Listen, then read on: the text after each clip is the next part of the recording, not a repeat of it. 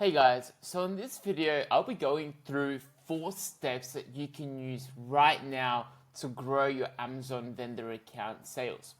If you are a seller, FBA, merchant, this is not for you and you should click away right now. This will not work. But if you are a vendor, then this is something you can implement right now into your Amazon vendor account to grow your sales. For those of you who are new here, my name is Benjamin Bolshinsky. I used to work at Amazon in the Vendor Central, the retail team, where I used to do exactly this, grow Amazon vendor account sales. So a lot of that I've been able to learn working at Amazon, I will share with you now. And so without further ado, the first step that you want to do if you're an Amazon vendor is you want to get all of your products profitable and buyable for your customers on Amazon. If a customer can't purchase your product, there's no point in advertising, there's no point in running promotions, and there's no point in doing anything else, right? They have to be able to purchase your product. It has to be buyable for all of your customers. But not only that, you want to actually make money, right? So it needs to be profitable for you, right? There's no point in you selling a product if you're losing money every time a customer buys that product, right? So you need to look at the structural profitability of your account. Make sure that you're profitable. You're making a good margin on each unit that you sell to Amazon, right? And then you need to make sure that all of your products are viable for customers. This includes compliance, making sure that none of your products are suppressed. They've all got healthy margins. There's no, guaranteed margins agreements. There's no compliance issues. None of the products are suppressed. All products are instantly available in organic search. Customers can actually find and easily buy your product and can be shipped to them as Prime eligible selection. So you want to make sure that customers can buy your product and that you're making money every time a customer does buy the product. Otherwise, you should not go through with the other actions I'm about to share. Again, customer can't purchase the products, there's no point in advertising, there's no point in doing any of the other things that I will now go through. So step 2, once you got that sorted, you need to get your product in front of as many customers as possible. Now, the distinction here is the way we do this for vendors, for retail, for 1P vendors, is very different from FBA, seller, marketplace, any other model. That is why we don't work with FBA sellers. The processes, the software, the tools, and the tactics that we implement for Amazon vendors is different, does not work for sellers, which is why if you're a seller, you should click away right now. And so you want to make sure your products, you want to get them in front of as many customers that you're trying to target as possible, right? This includes customers who have looked at your product before but haven't bought. This includes customers who buy your competitor products, customers who are loyal to your competitors, customers who have bought your product but it's already been, maybe 1 week, it's been too long, it's been a month since they've looked at it again. So you want to get your product in front of as many customers as possible. And customers that are likely to convert, right? There's no point getting your product, say you're, selling a bicycle, there's no point getting your product in front of a customer who's, researching wheelchairs, right?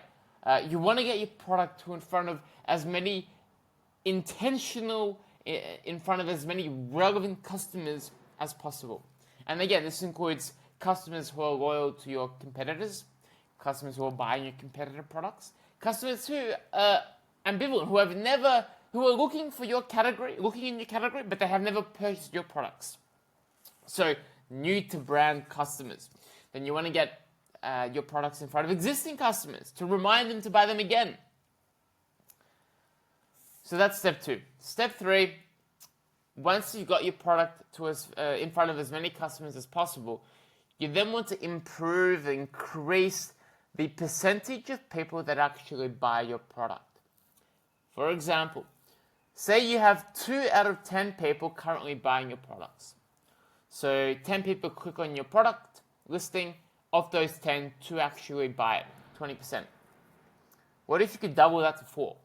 What if every time you have 10 people that open your product listing, instead of 2 only buying, what if you've now got 4 buying, right? Doubling your sales. Now, the beautiful thing here is you're not actually spending more money in advertising. You're not increasing your marketing costs. You haven't added any incremental cost to your marketing efforts, right? You're not acquiring more customers. You're just taking customers that are already looking at your products, right? And you're just doubling the number that buy your products, right? Doubling the number that actually convert to a sale, right? No incremental marketing or advertising costs. So if you've done this, if you've gone from 20% of people buying your products that land in your product page to 40% now buying your products after they've landed on the page, you've literally doubled your business with no incremental advertising or marketing costs. How cool would that be? Easy to do, not difficult.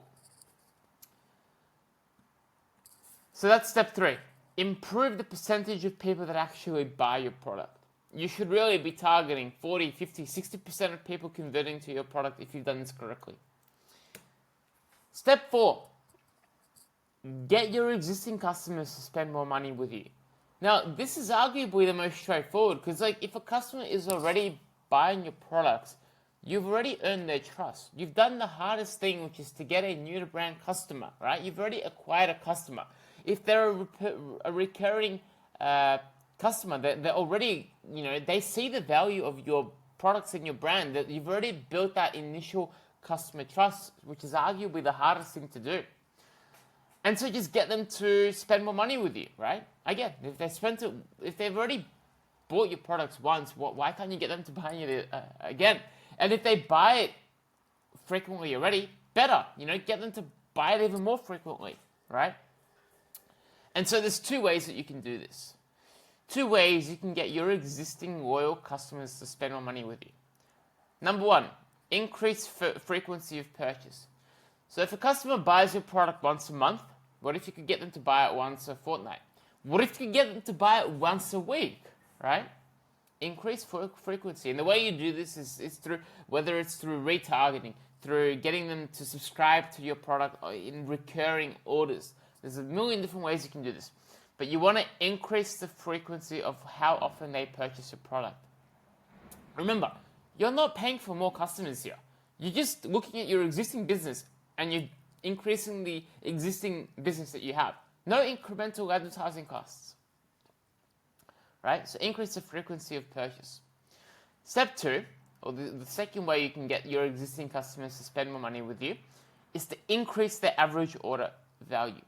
Now, say your existing customer spends $20 every time they order your products. Maybe that's once a week they spend $20. What if you could get them to spend $30 or $40? Right? Not hard, right? They're already buying from you. Just get them to buy more, spend more, right? Offer them bulk products at a discount. Offer them bulk products at full price, right? Give them an option to buy new products. Cross-sell. If you've launched new products and they're already an existing recurring customer for your existing products, well, there's no reason why they can't try your new product, right? So you can create bundles, you can create variations, you can increase the average order value that your existing customers that have with you. Again, no additional marketing costs. This is so straight, so not difficult to do, right? You're not spending more money on advertising, right? You're just getting them to spend more money with you. They're already buying your products. You just get them to try another product, get them to buy a bundle, get them to buy a bulk pack, right? There's different ways you can do this. But you want to increase their average order value. Again, this is nowhere near as hard as acquiring a new customer because you've already built that foundational customer trust, and it's so difficult to do. So, yeah, it's much easier to go from $1 million to 1.5 million than it is to go from $0 to $100,000. So, once you've already got customers, it is significantly easier to get them to increase the amount they spend with you than it is to get them to begin with. So hopefully that helps. If you have any questions on any of this, please leave it in the comments. Otherwise, have a great day, and I'll talk soon to you. Bye.